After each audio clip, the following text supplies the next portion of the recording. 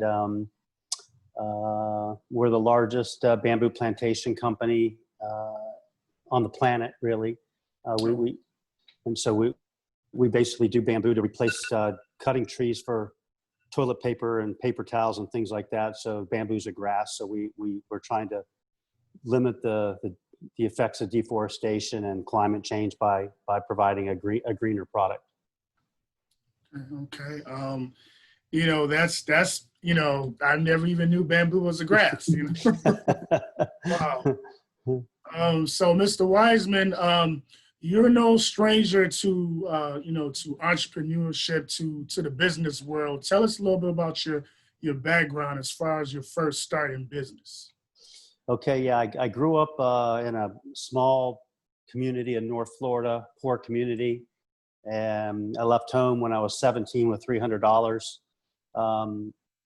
I basically had a wrestling scholarship. Wrestling was my life for a long time, but I didn't really feel like I could be a top wrestler and graduate at the same time. So I decided to just follow my dream. I left home. I went to California, worked 2 jobs for a couple of years. And then when I was 20, I started a clothing company. I know a lot of your listeners are young, and you know, whether they like rap or clothing or t-shirts or whatever, you know, listen, you can get into that business, you know, pretty reasonably.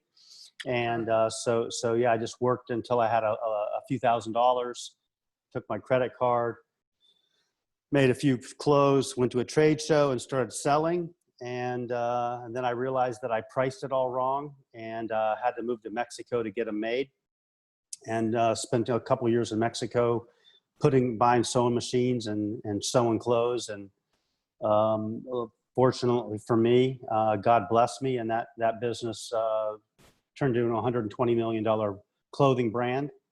And I was able to take the company public when I was 27. And yeah, it just was a lot of hard work and sweat and tears. But you know, with no money and no rich parents and no college education, it definitely was challenging. But you know, you can learn what you need to learn, and if you surround yourself with good people and mentors, and you work hard, your dreams can come true regardless of the hand that you were dealt as a young person. That's a remarkable story. You literally turned, you know, a penny to $1, and then $1 into like something, you know, completely different. That's right. Now, you did it without a MBA, a master's in business degree. So you just did it on just work ethic and the dream, or how'd you put all that? Well, what I did is, yeah, I have a high school education. So what I did was you know, when I started making clothes, I tried to surround myself with, you know, try to find people that were going to lift me up and build me up. Right. You know, the hard thing when you're young is, you know, trying to find people that are going to make you better than smaller. Right. And so I'm a big believer in trying to find, you know, mentors so, you know, I found some different people, some people from the church, older men in the church, or business people that I ran into. And I just said, hey, listen, this is what I'm trying to do. I really don't know finance. I don't know a lot of things. They say, okay, read this book or whatever. Listen, I knew I could sell, right? I knew that I could create something to sell. And, but yeah, I just tried to find a few different people in my life that they didn't have to put in money, but I'd call them and say, what about this? And what about this? And you know, I believe a good mentor is as good, if not better than an education. I didn't have a choice. I didn't have any money to go to school. But you definitely know if you're not hanging around the right people that your dreams aren't going to come true. And if that means leaving like I did, I knew not leaving my environment where I grew up, where I was nobody really. I mean, I was somebody in God's eyes, but I was nobody in the world's eyes. And I didn't have those people. I needed a fresh start. So whether you got a grandmother somewhere or a friend somewhere, if your environment's pulling you down, you need to go get a fresh start and get to work. Yes. Mr. Wiseman, repeat that line one more time about your environment needing to get out. One more time for the young viewers and listeners, please. Yeah. I'm just, listen, if I would have stayed where I am in this town where I grew up in Ocala, Florida, little redneck podunky town that really, if you had money, maybe you could be somebody. If I would have stayed here, listen, maybe I would have ended up in jail. Maybe I would have ended up, in a dead end job. And I knew that, right? I knew that I had to, and now I just needed one person somewhere that I could go crash and rent a room, which is what I did. And then just got it, and then started, just working on my dream. For me personally, as a man of faith, I put a lot of that in God's hands, right? I just said, God, listen, you own the cattle on 1,000 hills, and you own all the cattle, right? And you own all the mountains. And you say, if I put you first, all my dreams will come true. I put them to the test, right? And just continue to pray for good ideas and for people to come into my life that can help me, and promise that if I was successful, to give back. But I knew it wouldn't have happened in my hometown. It just wouldn't have. Too many distractions, too many, just wasn't going to work. So don't be scared to take that chance and leave. Okay. Now, when you started Bum Equipment Clothing, the clothing industry, it wasn't like a brand new industry, anything like that, but you took it and you made it work for you. Now, what led you into the bamboo industry? Because that's not a well-known industry to like the average Joe. Yeah, well, after the clothing company, I actually then took some of that capital to help other young entrepreneurs build their dream. So when when you're building your company or entrepreneur, you have this dream, you need capital, right? And one thing that your young people should know, if you have a good idea, money follows good ideas. Don't think that you have to have the money. You come up with a creative idea or a good idea, you'll get the money. Okay. So don't worry about that. You just got to worry about what you're passionate about and how it's good. Listen, it could be urban farming where you live, or it could be anything that there's a need, right?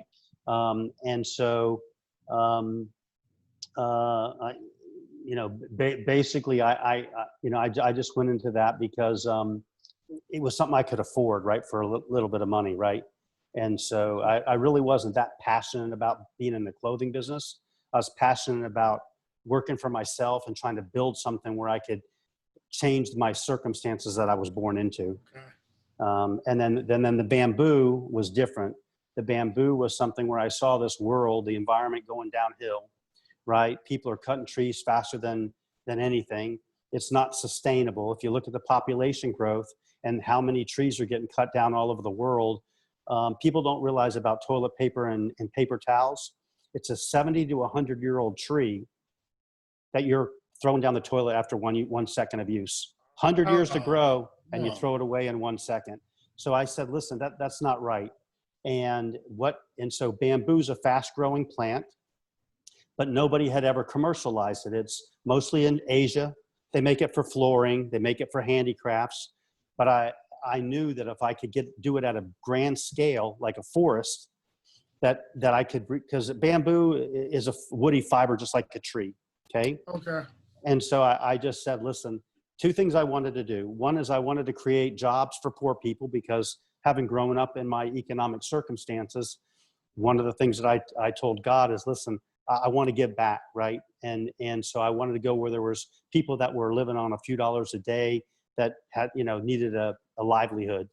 So I was, listen, I'm a capitalist. I'm what I call a conscious capitalist, which means there's winners. Everybody wins. You work together. It's not like Wall Street where you got a winner and a loser, right? Yes. Which is what happens, right? So if you do it right. So I wanted to go somewhere where there was poor. I started first in Nicaragua. Then I went to Central America. Central America. Then I went to South Africa, and I picked a place in South Africa, had 90% unemployment, right? These people were just barely scraping by. And then, of course, I went to Ghana, and where I know you have some roots there, and Rwanda. But I wanted to go where I could make a difference, and really, what's about social impact and environmental impact, and doing it in a way that could be profitable. So what got me into bamboo was really trying to have a legacy, build a company that mattered, right? And that's really and solve a major problem that nobody was solving. So that's what drove me into that. But I didn't like clothing. I knew nothing about bamboo. Listen, I couldn't even hardly grow a garden when I started this business. But I surrounded myself with people that were good at growing, that understood things. And so what I knew was people. And I know that if you treat people like people, not like a number, and you treat them with respect. And I'll give you one quick example. In Nicaragua, since Latin America culture doesn't treat women like they should in general, right? There's not a lot of women in the workforce. Maybe 3-4% women in the workforce. We're at 30, okay? And we bring people in and we say, look, we don't care. Your race doesn't matter. Your gender doesn't matter. If you're rich or poor doesn't matter. If you're Democrat or Republican, they have different parties, and that doesn't matter. You check all that at the gate when you come to EcoPlanet, okay? You work hard and you can rise, right? Well, now we have 2 presidents of countries, that one started at the very bottom, who are now the presidents of our operations in those countries, started from the very bottom. Okay. And 2 are women, right? And in Nicaragua, when we raised up this girl named Mary Louisa, started in the nursery, because the women usually start in the nursery, right? They're not lifting heavy stuff, whatever. She worked her way up to assistant manager, plantation manager, worked hard, right? Always showed up. When we made her plantation manager, we had 127 men walk off the job on strike because they don't want to work for a woman. This is in Central America. She came crying. We said, Mary Louisa, you earned this job, right? If we have to hire all new people and we're shut down for 6 months, you got this job. And luckily for us, all but 9 men came back to work once they knew we were serious. She was qualified. She was good. She earned it. And so sometimes you need to be careful not to adapt to a culture that isn't necessarily right. You need to adapt to a culture that's morally right, not culturally right, right? So, but yeah, that's what got us into it. So we're real proud of our people. Our success is our people, and we love them. So it's always a blessing when you can come up with a business that's yours. The business is helping people, employing people, but it's also helping an environment that's like very, very rare. That's a true blessing. Yeah. And listen, you can do it there, but I know when I first talked to you and met you, you're talking about even like urban farming and things like that, right? Does the same thing, right? You're doing something good. You're helping the environment. You're helping your community. But your viewers shouldn't worry. Listen, like I said, I left with $300. Now I had to work 2 jobs for almost 2 years, right? I worked at a bank as a teller, and then I worked on actually a Hispanic landscaping crew on the weekends, right? I mean, I had no fun, right? So your young people need to know, don't feel sorry for yourself. Don't be, it's instant now. I need the car now. I need the TV. I need the X, right? If you're serious, you buckle down, right? And you give it a few years and you'll get there. Okay. Now, EcoPlanet, are you hiring in the States or hiring more like the other locations? Like we hire within so we like to hire local people within, right? So in Nicaragua, Nicaraguans, and South Africa. So, a lot of the big U.S. companies, they'll bring in U.S. people, or they'll bring in English, people from London or whatever. They don't want to hire within, right? Because they think that they're not smart enough, or they don't have the education. And a lot of that's true.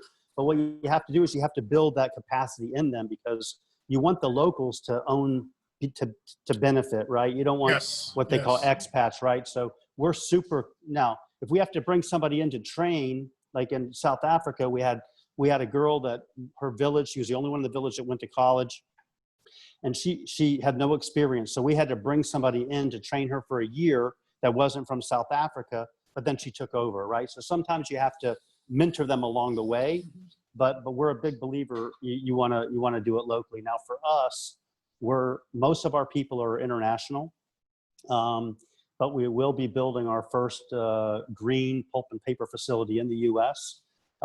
Here soon, and then obviously we'll hire people from the U.S. for that. But I think it's important that listen, even with your viewers, if they're doing something in your community, right? the more you can have the community get behind what you're doing and empower them to be part of that. Yeah, I think that's healthier for the company culture, at least. Okay.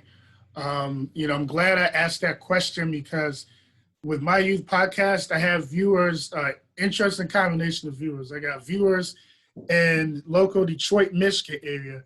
Then I have viewers in Ghana, mostly young basketball players because of my sports background. And then I got viewers, all over. So well, we're expanding. Ghana's the footprint that we're expanding the most. That's our next big push. And we will be hiring a lot of people there.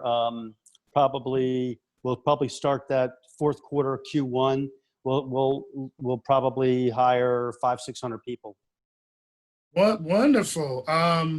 Some of my viewers are watching. They're out in Kumasi, Ghana. A couple of them play basketball at like the local college in Kumasi, and they're not doing anything because of COVID.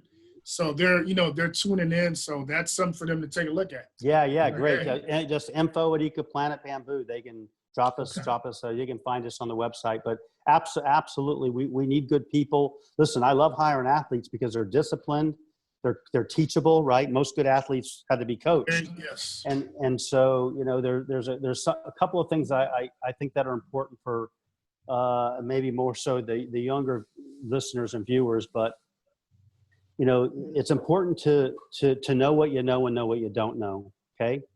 And so, it's really why we try not to hire too many people from like Ivy League schools or whatever, because give me a young, hungry kid that went to a no-name school that just wants to be somebody, and they work out better most of the time. I'm not making a general. I'm not dissing Ivy League schools, right? I mean, I'm just saying that typically what happens is they think they know more than they know because of the school they graduated. So you want to know what you know and know what you don't know. And if you don't know, just learn it or just say it. Don't be embarrassed.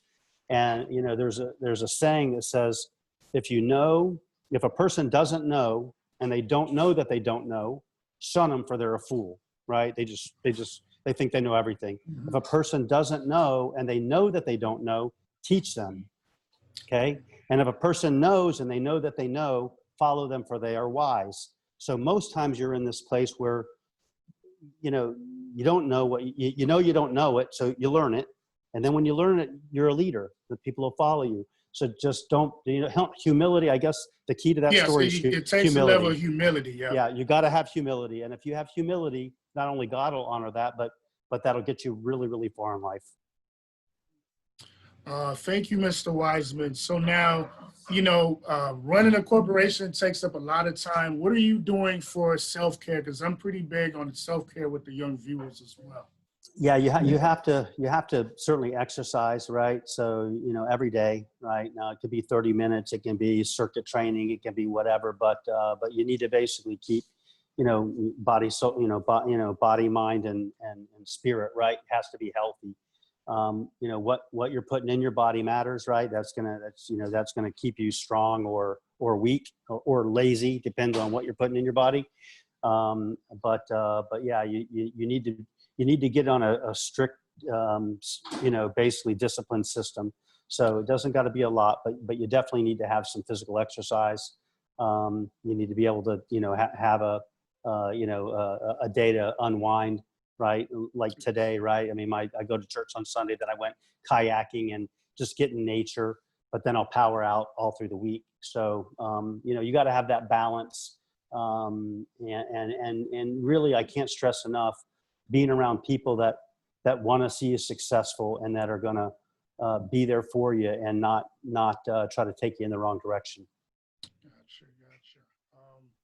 Mr. Wiseman, I appreciate, all these jewels of wisdom. I can't let you get off the show until I ask this last question. So if someone was to play your life story in the movie, the Troy Wiseman story, which actor would it be and why? Wow. Put you on the spot at the end. Wow. Maybe Matthew McConaughey. Okay. He's a Southern boy like me. But he has a heart for people, and and even the roles that he plays are controversial, right? And some of his roles were very controversial, but he did it around issues that matter, not just for white people, but for Yep. Civil everybody, rights right? as well. Yep. Everything, right? So listen, I think that a lot of the stuff, listen, even what's going on now, Black Lives Matters and social injustice and stuff, I'm very in tune to that one, and to me, it's not really, to me, it's in that because of how I feel in my faith, I believe it's a sin issue, not an equality issue. The Bible says God created man in his image. It didn't say white men, black men, brown men. It was, we're all God's image, right? So the issue is, I feel the more we get focused on what's right biblically and what God would do, all this other stuff is nonsense. It would fall away, And so I think it's just really keeping your moral compass where it should be, and then all this racism and inequality and listen, it's real, right? I see it, right? But you don't. It helps a lot of those barriers come down when. And listen, I'm fortunate enough because I got I do a lot of we got a lot of employees in Africa and Central America. I mean most of my what I call my family, right, are not white. Are people of color, right? And so but they're God's children, right? And just like I am, and they make mistakes and they're not perfect, just like I am. But the more you put all that into that context, I think that the better the world would be. That's just my personal view. That's very, that's really on point with the Matthew McConaughey then, Yeah. Respect to Matthew McConaughey as well. With that being said, Mr. Wiseman, I appreciate you taking time out of your busy schedule. It's been hard for me to get, local professionals in the area that come and share some wisdom with the youth. And here you are as the CEO, millions of dollars. You took the time out of your schedule. So that being said, I want to salute you, Mr. Wiseman, for coming on the show, sir. Well, thanks for asking me. And listen, you got my information. If some of your viewers come or they got some questions, listen, I want to inspire people. I love people. I want to see people's dreams come true. So if they reach out to you or they want to reach out to me or people in Ghana or whatever, give them my information. And listen, I'm open. I just want to see them successful and ultimately be who they should be. Yes, sir. Thank you very much, Mr. Wiseman. All right, brother. All right. Have a good one. All right. God bless.